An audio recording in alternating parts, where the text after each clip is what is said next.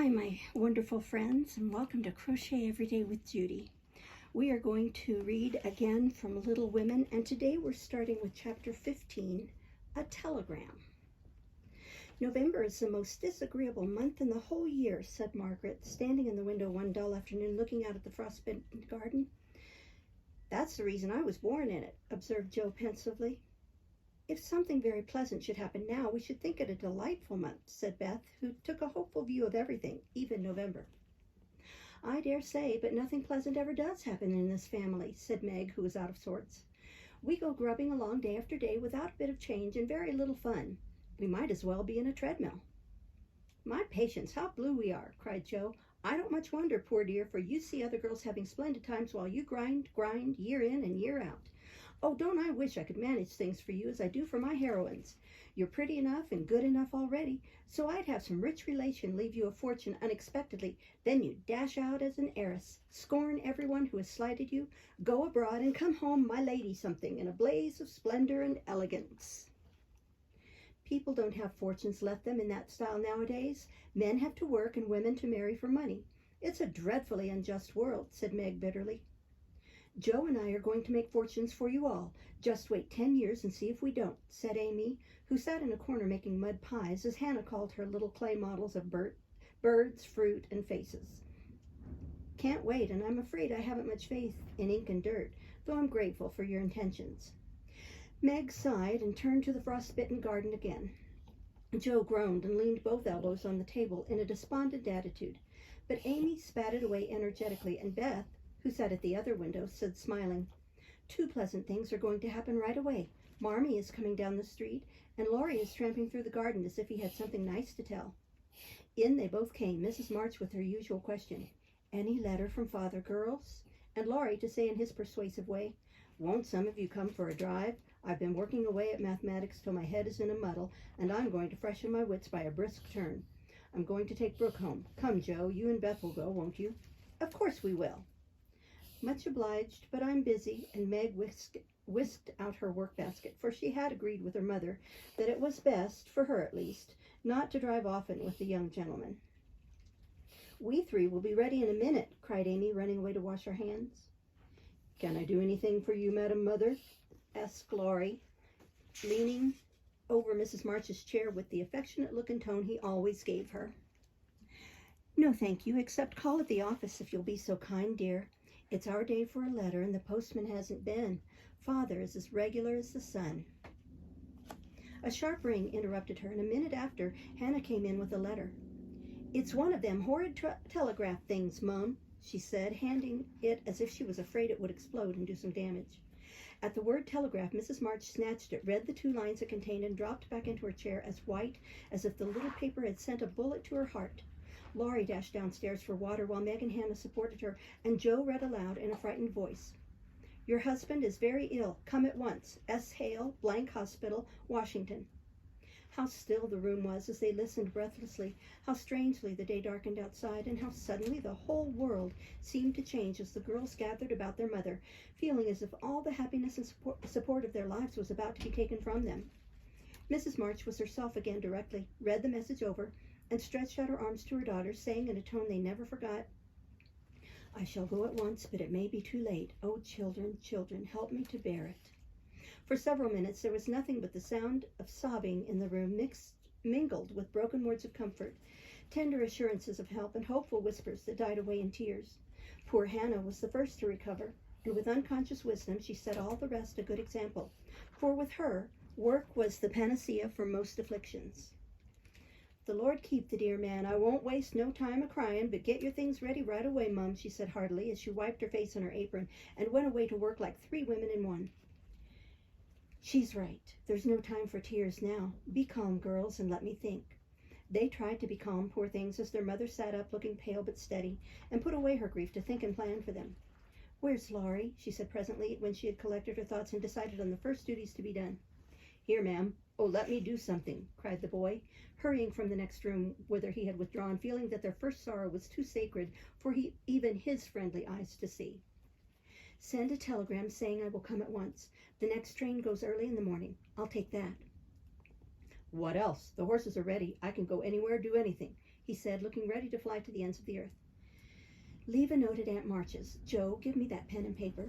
Tearing off the blank side of one of her newly copied pages, Joe drew the table before her mother, well knowing that money for the long, sad journey must be borrowed, and feeling as if she could do anything to add a little to the sum for her father. Now go, dear, but don't kill yourself driving at a desperate pace. There is no need of that. Mrs. March's warning was evidently thrown away, for 5 minutes later, Laurie tore by the window, riding as if for his life. Joe, run and get these things. I'll put them down. They'll be needed, and I must go prepared for nursing. Beth, go and ask Mr. Lawrence for a couple of bottles of old wine. I'm not too proud to beg for Father. He shall have the best of everything. Amy, tell Hannah to get down the black trunk. And Meg, come and help me find my things. Everyone scattered like leaves before a gust of wind, and the quiet, happy household was broken up as suddenly as if the paper had been an evil spell. Mr. Lawrence came hurrying back with Beth, bringing every comfort the kind old gentleman could think of for the invalid, and friendliest promises of protection for the girls during the mother's absence. There was nothing he didn't offer, from his own dressing gown to himself as escort, but Mrs. March would not hear of the old gentleman's undertaking the long journey, yet an expression of relief was visible when he spoke of it. He saw the look, knit his heavy eyebrows, rubbed his hands, and marched abruptly away, saying he'd be back directly. No one had time to think of him again till, as Meg ran through the entry with a pair of rubbers in one hand and a cup of tea in the other, she came suddenly upon Mr. Brooke. I'm very sorry to hear of this, Miss March, he said. I came to offer myself as escort to your mother. Mr. Lawrence has commissions for me in Washington, and it will give me real satisfaction to be of service to her there. Down dropped the rubbers, and the tea was very near following as Meg put out her hand with a face so full of gratitude that Mr. Brooke would have felt repaid for a much greater sacrifice than the trifling one of time and comfort which he was about to make. How kind you all are. Mother will accept, I'm sure, and it will be such a relief to know that she has someone to take care of her. Thank you very, very much.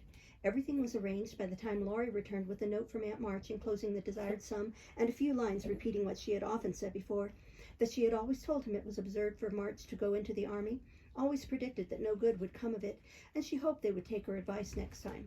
Mrs. March put the note in the fire, the money in her purse, and went on with her preparations. The short afternoon wore away. All the other errands were done, and Meg and her mother busy at some necessary needlework while Beth and Amy got tea. But still, Joe did not come. They began to get anxious, and Laurie went off to find her, for no one ever knew what freak Joe might take into her head. He missed her, however, and she came walking in with a very queer expression of countenance, for there was a mixture of fun and fear, satisfaction and regret in it which puzzled the family as much as did the roll of bills she laid before her mother, saying with a little choke in her voice, "That's my contribution toward making father comfortable and bringing him home." "My dear, where did you get it? $25. Joe, I hope you haven't done anything rash." "No, it's mine, honestly. I didn't beg, borrow, or steal it. I earned it, and I don't think you'll blame me, for I only sold what was my own." As she spoke, Joe took off her bonnet, and a general outcry arose, for all her abundant hair was cut short. "Your hair! Oh, Joe, how could you? You're one beauty. My dear girl, there is no need of this. She doesn't look like my Joe any more, but I love her dearly for it." As everyone exclaimed, and Beth hugged the cropped head tenderly, Joe assumed an indifferent air which did not deceive anyone a particle, and said, rumpling up the brown bush and trying to look as if she liked it, "It doesn't affect the fate of the nation, so don't wail, Beth. It will be good for my vanity. I was getting too proud of my wig. It will do my brains good to have that mop taken off. My head feels deliciously light and cool, and the barber said I could soon have a curly crop, which will be boyish, becoming, and easy to keep in order. I'm satisfied, so please take the money and let's have supper." "Tell me about it, Joe. I am not quite satisfied, but I can't blame you, for I know how willingly you sacrificed your vanity, as you call it, to your love. But, my dear, it was not necessary, and I'm afraid you will regret it one of these days," said Mrs. March. "No, I won't," returned Joe stoutly. "What made you do it?" asked Amy, who would as soon have thought of cutting off her head as her pretty hair. "Well, I was wild to do something for Father," replied Joe as they gathered about the table. "I hate to borrow as much as Mother does, and I knew Aunt March would croak. She always does if you ask for a 9-pence. Meg gave all her quarterly salary toward the rent, and I only got some clothes with mine, so I felt wicked, and was bound to have some money if I sold the nose off my face to get it. I hadn't the least idea of selling my hair at first, but as I went along, I kept thinking what I could do. In a barber's window, I saw tails of hair with the prices marked, and one black tail, not so thick as mine, was $40. It came over me all of a sudden that I had one thing to make money out of, and without stopping to think, I walked in, asked if they bought hair, and what they would give for mine." "I don't see how you dared to do it," said Beth. "Oh, he was a little man who looked as if he merely lived to oil his hair. He rather stared at first, as if he wasn't used to having girls bounce into his shop and ask him to buy their hair. He said he didn't care about mine. It wasn't the fashionable color. It was getting late, and I was afraid if it wasn't done right away that I shouldn't have it done at all. And you know, when I start to do a thing, I hate to give it up. So I begged him to take it and told him why I was in such a hurry. It was silly, I dare say, but it changed his mind, for I got rather excited and told the story in my topsy-turvy way, and his wife heard and said so kindly, "Take it, Thomas, and oblige the young lady. I'd do as much for our Jimmy any day if I had a spire of hair worth selling." "Who is Jimmy?" asked Amy. "Her son," she said, "who was in the army. How friendly such things make strangers feel, don't they? She talked away all the time the man clipped and diverted my mind nicely." "Didn't you feel dreadfully when the first cut came?" asked Meg with a shiver. "I took a last look at my hair while the man got his things, and that was the end of it. I never snivel over trifles like that. I will confess, though, I felt queer when I saw the dear old hair laid out on the table and felt only the short, rough ends on my head. The woman saw me look at it and picked out a long lock for me to keep. I'll give it to you, Marmee, just to remember past glories by, for a crop is so comfortable I don't think I shall ever have a mane again." Mrs. March folded the wavy chestnut lock and laid it away with the short gray one in her desk. She only said, "Thank you, dearie," but something in her face made the girls change the subject and talk as cheerfully as they could about Mr. Brooks' kindness, the prospect of a fine day tomorrow, and the happy times they would have when Father came home to be nursed. No one wanted to go to bed when at 10 o'clock Mrs. March put by the last finished job and said, "Come, girls." Beth went to the piano and played the father's favorite hymn. All began bravely, but broke down one by one till Beth was left alone, singing with all her heart, for to her music was always a sweet consoler. "Go to bed and don't talk, for we must be up early, and shall need all the sleep we can get. Good night, my darlings," said Mrs. March as the hymn ended, for no one cared to try another. Excuse me. They kissed her quietly and went to bed as silently as if the dear invalid lay in the next room. Beth and Amy soon fell asleep in spite of the great trouble, but Meg lay awake thinking the most serious thoughts she had ever known in her short life. Jo lay motionless, and her sister fancied that she was asleep till a stifled sob made her exclaim as she touched a wet cheek, "Jo, dear, what is it? Are you crying about Father?" "No, not now." "What then?" My hair," burst out poor Jo, trying vainly to smother her emotions in the pillow. It did not sound at all comical to Meg, who kissed and caressed the afflicted heroine in the tenderest manner. "I'm not sorry," protested Jo with a choke. "I'd do it again tomorrow if I could. It's only the vain, selfish part of me that goes and cries in this silly way. Don't tell anyone. It's all over now. I thought you were asleep, so I just made a little private moan for my one beauty. How came you to be awake?" "I can't sleep. I'm so anxious," said Meg. Excuse me. "Think about something pleasant and you'll soon drop off." I tried it, but felt wider awake than ever. "What did you think of?" "Handsome faces, eyes particularly," answered Meg, smiling to herself in the dark. "What color do you like best?" "Brown. That is, sometimes. Blue are lovely." Jo laughed, and Meg sharply ordered her not to talk, then amiably promised to make her hair curl, and fell asleep to dream of living in her castle in the air. The clocks were striking midnight, and the rooms were very still as a figure glided quietly from bed to bed, smoothing a coverlid there, settling a pillow there, and pausing to look long and tenderly at each unconscious face, to kiss each with lips that mutely blessed, and to pray the fervent prayers which only mothers utter. As she lifted the curtain to look out into the dreary night, the moon broke suddenly from behind the clouds and shone upon her like a bright, benignant face, which seemed to whisper in the silence, "Be comforted, dear soul. There is always light behind the clouds." Chapter 16, Left Without Marmee. In the cold gray dawn, the sisters lit their lamp and read their chapter with an earnestness never felt before. For now the shadow of a real trouble had come, and the little books were full of help and comfort. And as they dressed, they agreed to say goodbye cheerfully and hopefully, and send their mother on her anxious journey unsaddened by tears or complaints from them. Everything seemed very strange when they went down, so dim and still outside, so full of light and bustle within. The big trunk stood ready in the hall. Mother's cloak and bonnet lay on the sofa, and Mother herself sat trying to eat, but looking so pale and worn with sleeplessness and anxiety that the girls found it very hard to keep their resolution. Nobody talked much, but as the time drew very near and they sat waiting for the carriage, Mrs. March said to the girls, "Children, I leave you to Hannah's care and Mr. Lawrence's protection. Hannah is faithfulness itself, and our good neighbor will guard you as if you were his own. I have no fears for you, yet I am anxious that you should take this trouble rightly. Don't grieve and fret while I am gone, or think that you can comfort yourselves by being idle and trying to forget. Go on with your work as usual, for work is a blessed solace. Hope and keep busy, and whatever happens, remember that you never can be fatherless. Meg, dear, be prudent, watch over your sisters, consult Hannah, and in any perplexity go to Mr. Lawrence. Be patient, Joe, don't get despondent or do rash things. Write to me often, and be my brave girl. Beth, comfort yourself with your music and be faithful to the little home duties. And you, Amy, help all you can. Be obedient and keep Happy safe at home. We will, Mother, we will. They kissed their mother quietly, clung about her tenderly, and tried to wave their hands cheerfully when she drove away. Laurie and his grandfather came over to see her off, and Mr. Brooke looked so strong and sensible and kind that the girls christened him Mr. Greatheart on the spot. Goodbye, my darlings. God bless and keep us all, whispered Mrs. March as she kissed one dear little face after the other and hurried into the carriage. Excuse me. As she rolled away, the sun came out, and looking back, she saw it shining on the group at the gate like a good omen, and the last thing she beheld as she turned the corner was the 4 bright faces, and behind them, like a bodyguard, old Mr. Lawrence, faithful Hannah, and devoted Laurie.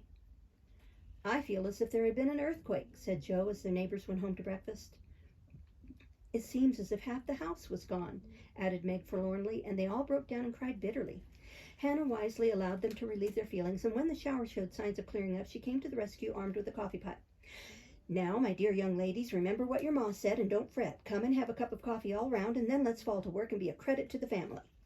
They drew up to the table, exchanged their handkerchiefs for napkins, and in 10 minutes were all right again. Hope and keep busy, that's the motto for us, so let's see who will remember it best. I shall go to Aunt March as usual. Oh, won't she lecture, though, said Joe. I shall go to my King's, though I'd much rather stay at home and attend to things here, said Meg. No need of that. Beth and I can keep house perfectly well, put in Amy with an important air. Hannah will tell us what to do, and we'll have everything nice when you come home, added Beth, getting out her mop and dish tub without delay. I think anxiety is very interesting, observed Amy, eating sugar pensively. The girls couldn't help laughing and felt better for it, though Meg shook her head at the young lady who could find consolation in the sugar bowl. The sight of the turnovers made Joe sober again, and when the two went out to their daily tasks, they looked sorrowfully back at the window where they were accustomed to see their mother's face. It was gone, but Beth had remembered the little household ceremony, and there she was, nodding away at them like a rosy-faced mandarin. That's so like my Beth, said Joe, waving her hat with a grateful face. Goodbye, Meggie. I hope the Kings won't train today. Don't fret about Father, dears, she added as they parted. And I hope Aunt March won't croak. Your hair is becoming, and it looks very boyish and nice, returned Meg, trying not to smile at the curly head which looked comically small on her tall sister's shoulders. That's my only comfort, and touching her hat a la Laurie, away went Joe, feeling like a shorn sheep on a wintry day. News from their father comforted the girls very much, for though dangerously ill, the presence of the best and tenderest of nurses had already done him good. Mr. Brooks sent a bulletin every day, and as the head of the family, Meg insisted on reading the dispatches, which grew more and more cheering as the week passed. Chapter 17, Little Faithful. For a week, the amount of virtue in the old house would have supplied the neighborhood. It was really amazing, for everyone seemed in a heavenly frame of mind, and self-denial was all the fashion. Relieved of their first anxiety about their father, the girls insensibly relaxed their praiseworthy efforts a little and began to fall back into the old ways. They did not forget their motto, but hoping and keeping busy seemed to grow easier, and after such tremendous exertions, they felt that endeavor deserved a holiday, and gave it a good many. Joe caught a bad cold through neglect to cover the shorn head enough and was ordered to stay at home till she was better, for Aunt March didn't like to hear people read with colds in their heads. Joe liked this, and after an energetic rummage from garret to cellar, subsided on the sofa to nurse her cold with arsenicum and books. Amy found that housework and art did not go well together, and returned to her mud pies. Meg went daily to her pupils and sewed, or thought she did, at home, but much time was spent in writing long letters to her mother or reading the Washington dispatches over and over. Beth kept on with only slight relapses into idleness or grieving. All the little duties were faithfully done each day, and many of her sisters also, for they were forgetful, and the house seemed like a clock whose pendulum was gone a-visiting. When her heart got heavy with longings for mother or fears for father, she went away into a certain closet, hid her face in the folds of a certain dear old gown, and made her little moan and prayed her little prayer quietly by herself. All were unconscious that this experience was a test of character, and when the first excitement was over, felt that they had done well and deserved praise. So they did, but their mistake was in ceasing to do well, and they learned this lesson through much anxiety and regret. Meg, I wish you'd go and see the Hummels. You know Mother told us not to forget them, said Beth, 10 days after Mrs. March's departure. I'm too tired to go this afternoon, replied Meg. Can't you, Joe? Asked Beth. Too stormy for me with my cold. I thought it was almost well. It's well enough for me to go out with Laurie, but not well enough to go to the Hummels, said Joe, laughing, but looking a little ashamed of her inconsistency. Why don't you go yourself? Asked Meg. I have been every day, but the baby is sick, and I don't know what to do for it. Mrs. Hummel goes away to work, and Lottchen takes care of it, but it gets sicker and sicker, and I think you or Hannah ought to go. Beth spoke earnestly, and Meg promised she would go tomorrow. Ask Hannah for some nice little mess and take it round, Beth. The air will do you good, said Joe, adding apologetically, I'd go, but I want to finish my writing. My head aches and I'm tired, so I thought maybe some of you would go, said Beth. Amy will be in presently, and she will run down for us, suggested Meg. Well, I'll rest a little and wait for her. So Beth lay down on the sofa. The others returned to their work, and the Hummels were forgotten. An hour passed. Amy did not come.